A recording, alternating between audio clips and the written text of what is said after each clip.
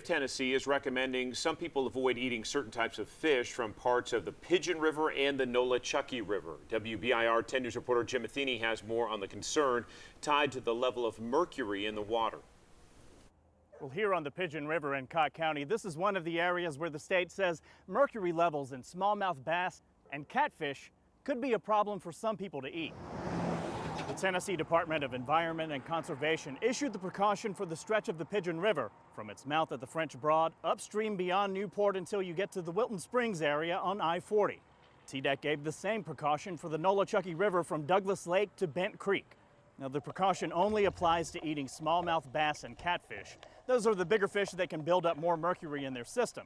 And TDEC says the advisory is also only for the Pigeon and Nolichucky before they flow into the Douglas Reservoir. The advisory does not apply to the lake itself. Now, as for who should be concerned, TDEC says the precaution is for people who are especially sensitive to mercury, such as women who are pregnant, women who are nursing, and children. Everyone else is okay to eat the fish, but it's still only recommended around once a month.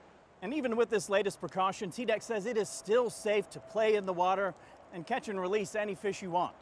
Now, as for where the mercury came from in the first place, both of these rivers had a long history of contamination from industry in the last century, especially the paper mill in Canton, North Carolina, that dumped pollution into the Pigeon River. And later this year, TDEC says it'll be doing more testing, basically from this Wilton Springs area all the way up to the North Carolina state line. Reporting in Cott County, I'm Jim Matheny. We'll send it back to you.